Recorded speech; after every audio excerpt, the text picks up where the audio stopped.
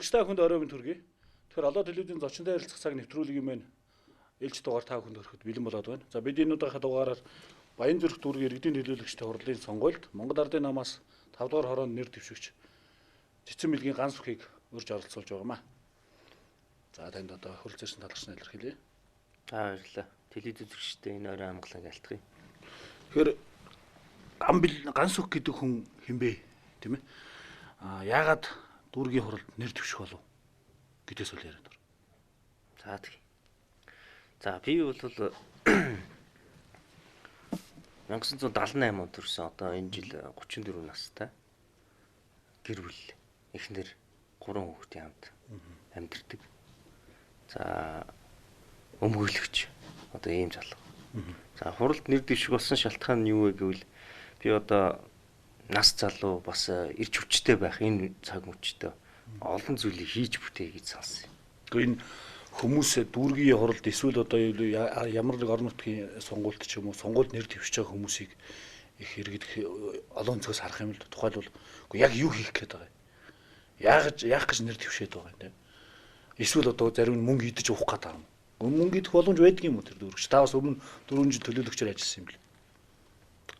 Мэдээж иргэд маань бас янз бүрээр бодож сэтгэж явах л та яг. Миний хувьд бол одоо залуу хүний хувьд яг ирч хүчтэй байгаа энэ цаг үедээ олон зүйлийг хийж бүтээе гэж бодож байгаа. За хийж бүтээнэ гэдэг маань юу вэ гэвэл иргэдтэй тус нэмэртэй одоо худаг усын нойртуулах, гэрэл цахилгааны нойртуулах, ахуй орчин нөхцөлийн сайжруулах, одоо болцоотой бүхэл зам автобус унаагийн нойртуулах гэсэн энэ олон төрлийн одоо ажил биелтэй. Тэр болгоныг л одоо хийж гүйцэтгэе. Тэрнийхээ үр шимийг харъя. Эргээд бас нэг нас агсны дараа хийсэн бүтээсэн зүйлтэй сууж ивэл сайхан юм уу гэж одоо ингэж бодож, ингэж хүсэж мөрөөдөж энэ иргэдийн хуралд одоо төлөөлөгчөөр сонгогдсон юм байна. За өнгөрсөн 4 жилийн хугацаанд гэх юм бол одоо хурлын төлөөлөгчөөр ажиллалаа. Энэ хугацаанд хурлаар бол олон асуудлууд шийдэгдсэн. Иргэдийн маань одоо орчин ахуйг сайжруулах чиглэлээр олон хөрөнгө мөнгөний асуудал шийдэгдлээ. Мөн дүнчлэн газрын асуудал шийдэгдлээ. Зөвхөн манай хорон дээр ихтэл одоо 200 орчим өрхийн газрын асуудал шийдэгдсэн. Манай хорон дээр одоо цэцэрлэг байдгүй байлаа. Яг одоо замынхаа хойд хэсэг рүү. Тэрэн дээр хоёр хорон дээр нэг цэцэрлэг ямар ч байсан баригдлаа. За ингээд зам байдгүй байлаа. Хошоогоо бас дид бүтц өгчөж замтаа боллоо. Замаа дагаад бас автобус унаа явдаг боллоо. Автобус унааг явуулах талаар бас одоо нийслэлийн нийтийн дээрийн газар дээр очиж хөөцөлдөж энэ ажил юмнуудыг хамжууллаа. Та их олон ажил амжуулсан тухайчлаар яриг тасалчлаа. Олон ажил амжуулсан тухай ярьж л да. Гэтэл дүүргийн өмнөх одоо 4 жилд иргэдийн төлөөлөгчтэй хурлын сонгуулийн одоо төлөөлөгчдийн юу гэдэг намын ямар байсан юм. Нэлээ олон зүйлүүдийг хийсэн болж тараад. Гэтэл одоо зарим намуудаас одоо ялангуяа энэ ардчилсан намаас нэр дэвшигчэд бол юу гэж ярьж байгаа нөхөр өмнө хийсэн байхгүй л гэж. Энэ өмнөх нөхдөөч юу ч хийгээгүй одоо бүхлээр нь шинжилчихье гэдэг юм шиг. Ардчилсан намын өөрөө бол үнэхээр тийм байгаа. Бид нар 2008 онд одоо төсөв хэлэлцлээ л дээ. Төсөв хэлэлцэхэд одоо манай дүүрэг дээр улсын төсвөөс нийслэлийн төсвөлөө, нийслэлийн төсвөөс дүүргийн төсвөлөө одоо орж ирсэн хөрөнгийн одоо 90% нэхэд л зөвхөн тамгын газрын ажилтны цалин хөлс байлаа. Үлдсэн 10%-аар нь одоо юу хийх ёстой байсан. Ямар ч одоо бүтээн байгуулалтын ажил, ямар ч одоо шин зүйлийг иргэдтэй хэрэгцээтэй тэр зүйлийг хийж бүтээх тийм боломж байхгүй. Тэр үед бид нар хуралдаад юу гэж хийдсэн гэхээр за ерөөсөө цөмөрөө төсөв хөрөнгөгүй бол өөр их сурвалжаас мөнгө олж өөр их сурвалжийг л одоо гаргаж ирж тэндээсээ л бусдын хөрөнгөөр л одоо нэгсэнтэй дүүргээ хөгжүүлэх талын юм арга тал ботъё гэж. Тэгээд харин азар гэх үү дээ. Төсөв маань мөнгөтэй болж гисэн 9, 10 оны төсөв, 11 оны төсөв бол үнэхээр маш их хэмжээгээр нэмэгдсэн. Тэр нэмэгдсэний дагуу бол бид нар олон бүтээн байгуулалтыг дүүрэгтээ хийж чадсан. Та түрүү сонгуулийн үед ямар байсан гэж яг 8 оны сонгуулиар бол бид нар намын нэр хүнд их өндөр байсан. Тэр ч утгаараа бид нар 100% одоо тэр дүүргээ авч чадсан. Зарим хүмүүс бид нарыг харж байсан л да. За 100% дүүргээ авсан хүмүүс одоо аливаа асуудлыг хилцэхдээ шууд 100% гар өргөөл бүх асуудлыг шийддэг Наан чинь бол одоо ямар нэг тийм хурлын асуудал, жуулганы асуудал, аливаа зүйлийг хилцэж ярилцах тухай асуудал байхгүй. Нам нь тэг гэхэд л одоо бүгд хийчдэг гэж ингэж ойлгож ирсэн. Гэтэл яг тухайн үед нээлттэй нийгэм форумоос шилэн төрөвчж аян зохион байгуулсан. Нэгсэндээ Улаанбаатарын бүх дүүргүүд дээр төсөв нь одоо хэр зэрэг нээлттэй байна гэдэг форумоос одоо тусгай төлөөлөгчд ирж манай хуралдаанд оролцож үзэж судалгаа авсан байна. Тийм судалгаа авсан. Тэгээд тэр судалгааны дүнг хилцээд яхад хамгийн арчилтай хамгийн их олон зүйлийг хилцэж асуудал болгож тавьсан дүүрэг бол Баянзүрх дүүрэг болсон. Тэгээ би эндээс бол их бахархалтай хэлэх байна л да. Олон одоо хууль тогтоомж өөрчлөгдсөн олон бас залуучууд орж ирсэн. Тэр залуучууд бол юмыг тал талаас олон өнцгөөс нь харах тийм чадвартай байсан. Тэрүүгээрээ ч одоо форумоос бид нарыг бол хамгийн одоо арчилтай хамгийн их олон асуудлыг хилцсэн тийм дүүрэг бай чадлаа гэдэг бол хэлж танилцуулсан. Тэгэхээр тэр форумын танилцуулганд бүх зүйл бол тодорхой байгаа. Иргэд сонгогчдын зарим нь бас ингэж харж байгаа хандлага байгаад ах шиг байна. Тухайлбал энэ залуучууд Монгол Ардын намаас нэр дэвшиж байгаа энэ коммунист намыг одоо үзэл баримтлалыг дэмжиж орж байгаа мэт. Тэгээд залуу хүн байж яах гэж Ардын намаас нэр дэвшээд байгаа ч гэж байгаа. Тийм хандлага энэ төр яриаг бас та анзарч яв. Тэгэлгүй яах вэ? Яг энэ талаар бол тийм яриа бол олонний дунд байх. Тэгээ би энэ дэр тайлбар өгдөг юм л да. Залуучуудтайгаа уулзахдаа бас ярьдаг. Яагаад надаас яг асуусан. Та яагаад арчилсан намд ороогүй Монгол Ардын намыг сонгосон юм бэ? Яг тэр тийм залуу хүн байж. Тэр бол одоо миний хөв хүний сонголт. Гэхдээ би тайлбарыг их ихтэйхэн хийсэн. Одоо ямар учраас би энэ намыг сонгосон бэ гэвэл би улс төрийн намыг сонгохдоо эхлээд ажигласан. 2000 оноос оюутан байх үеэс л би яг энэ асуудлыг хараад ажиглаж гисэн. Би тодорхой хэмжээнд одоо хийж бүтээхийн тулд аль нэг улс төрийн хүчний дэмжлэг надад хэрэгтэй. Тэгээд ажиглаад явж байхад одоо Монгол Ардын нам тухайн үед Монгол Ардын хувьсгалт нам нэртэй байсан. Монгол Ардын нам бол маш их мундаг олон боловсон хүчинтэй байсан. Тэр дундаас нь одоо дотор нь орж тэр дундаас цойлж гарч ирж тэ. Одоо олон зүйлийг сурч мэдэж ингэж гарч ирнэ гэдэг бол надад төвхтөө хэцүү буюу би өөрөө боловсрох тийм боломж нь надад нээгдсэн юм шиг харагдсан. Тийм учраас би одоо хамгийн олон боловсон хүчинтэй, сайн боловсон хүчинтэй гэдэг агуулгаар нь Монгол Ардын намыг тухайн үед би сонгочлаа. За тэр үзэл баримтлалын тухайд бол 92 онд Монгол улс үндсэн хуулиар баталсан. Үндсэн хуулиар бол улс төрийн хүчнүүд яг энэ хүнд хэлэхэд бүгд арчилсан үзэл баримтлал орсон шүү дээ. Тэгэхээр одоо бүх улс төрийн хүчнүүд манай нам, бусад нам, арчилсан нам, ногоо нам, иргэний зориг нам одоо бүгдээрээ л арчилсан үзэл баримтлалтай. Энийг харин андуурах тохиолдол байгаа одоо хуучинсаг үнийг дарамтлах гэдэг. Яг одоо тэр коммунист үзэл баримтлал ийм зүйл байдаг гэж одоо хүртэл ойлгож явдаг. Тэгэхээр тийм зүйл бол байхгүй л те. Одоо бүхэл улс төрийн хүчнүүд тийм арчилсан үзэл баримталтай болсон. Монгол Ардын намын нэр хүнд бас энэ зуны улсын хурлын сонгуулиар хангалттай байж чадаагүйгээс болоод орон нутгийн сонгуул дээр ч гэсэн бас тийм чамлахаар юу бас нэлээд өндөр түвшинд бол байж чадахгүй байна л. Тэгээ энэ үед та бас энэ намын төлөөлөл болоод намаас нэр дэвшиж сонгуульд оролцож байна. Үнэхээр зур хоёул зур жоохон шулуухан л яриа л та.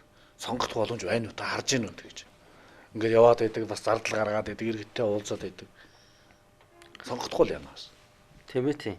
Яг уу би бол нэгэнт нэр дэвшиж байгаа. Нэр дэвшгээс өмнө бол таны яг сая асуусан шиг би олон зүйлийг бодож төлөвлөсөн л дээ.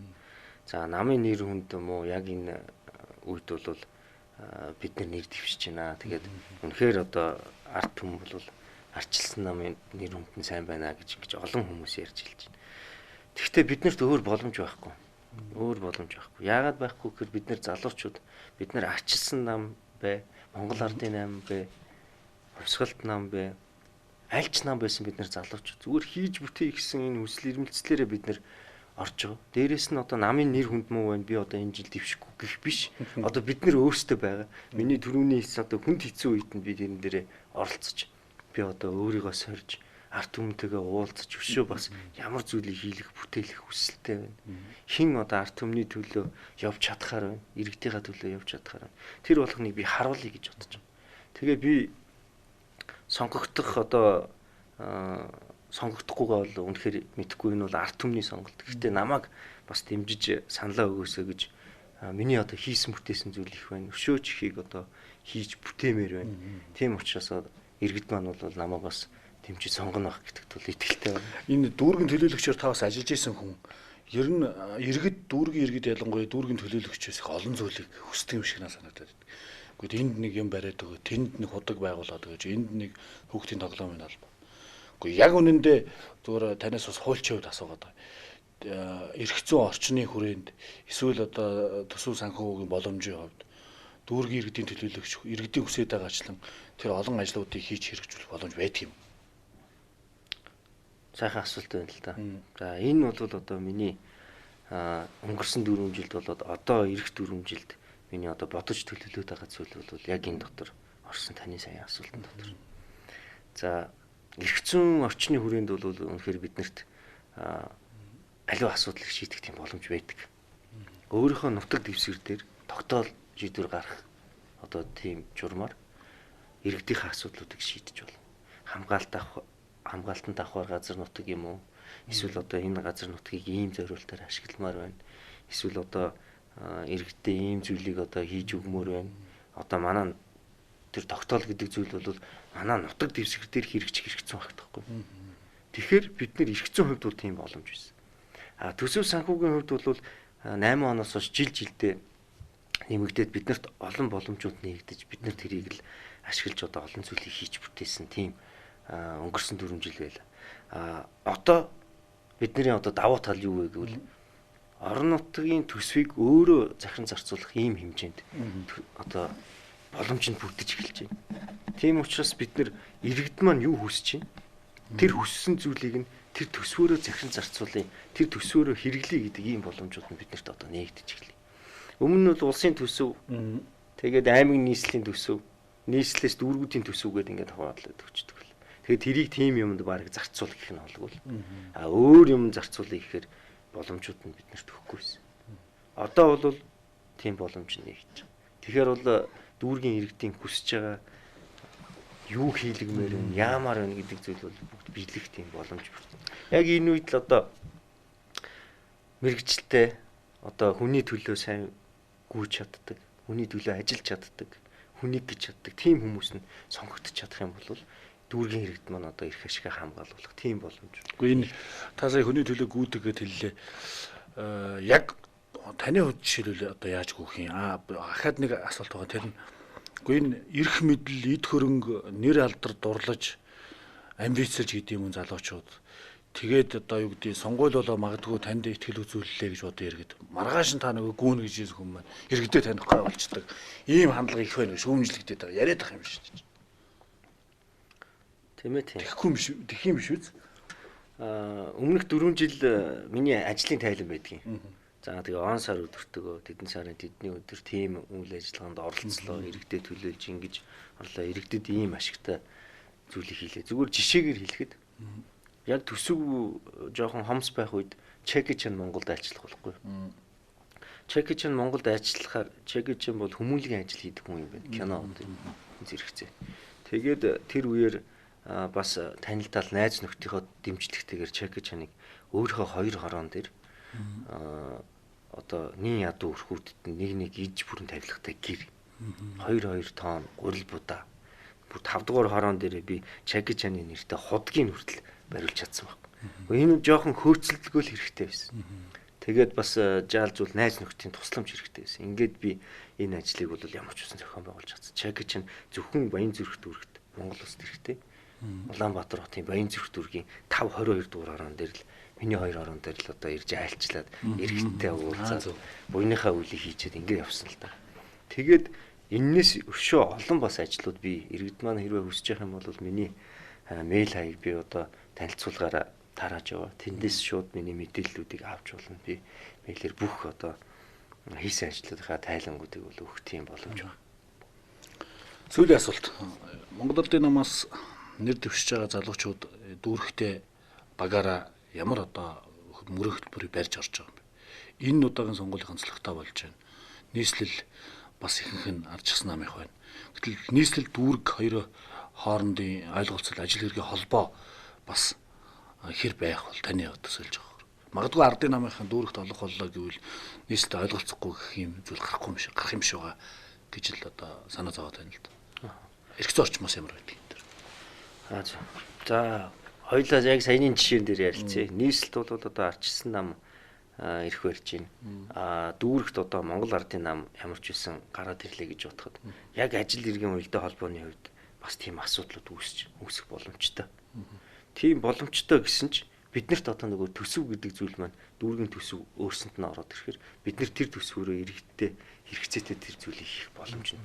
Нэгсэндээ нэг талаасаа дээд байгууллага гэж харагдаж байгаа юм шиг мөртлөө орон нутаг өөрөө бие даасан байдалтай бие даасан төсөвтэй болоод ирэхээр бид нэр өөрсдөө нийслэлээс хараат бусаар өөрийнхөө иргэдийн одоо амар тайван байдалд ая тухтай байдалд нийцсэн тийм үйл ажиллагаануудыг хийгээд явчих тийм боломжууд байна. За тэгээд одоо бид ярилцах цаг бас өндөрлөх болж байгаа шүү. Та манай үзэгчтэй хандаж зүйлийг дормыг танд үлдээ. Юу гэж хэлэх вэ? За өнгөрсөн 4 жилд би үзэгч төмнийхөө одоо 5-22 дугаар хорооныхоо иргэдийн төлөө ямар ч байсан ажиллаж бас хүсэж мөрөөддөг байсан зүйлийнхаа хагас ухсыг бол хийж чадсан. Иргэдтэй бол тодорхой хэмжээгээр би ямар ч байсан үйлчлэлээ. За дүүргийнхаа хуралд бас итгэвтэй нэг гишүүнийх нь нэг байлаа. Хэрвээ та бүгд маань бас надад итгэд үзүүлээд сонгох юм бол би та бүгдийнхаа төлөө одоо өөрийнхөө мэдлэг оюун, бие сэтгэл одоо хүч чадлаа бүгдийг одоо зориулахад бэлэн байна гэж одоо хэлээ та. За баярлалаа үзэгчдээ. Тэгээд энэ удаагийн Олон телевизийн зочинтой харилцах цаг нэвтрүүлгээр маань Баян Зүрх дүүргийн иргэдийн төлөөлөгчд урлын сонгуульд Монгол Ардын намаас 5 дугаар хороод нэр дэвшигч ганс оролцлоо. Тэгээд ганс хөтөөрийн яриа нэлээд тийм хатуу хүн боллоо. Би нэлээд ширүү асуултууд танаас тавьсан болоос уучлалтгүй. Зүгээр.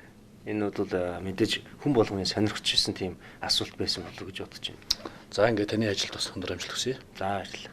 За үзэгчдээ энэ удаагийн нэвтрүүлэг маань энэ төрөйд өндөрлөж байна. Дараагийн нэвтрүүлэг хүртэл түр баяр таа.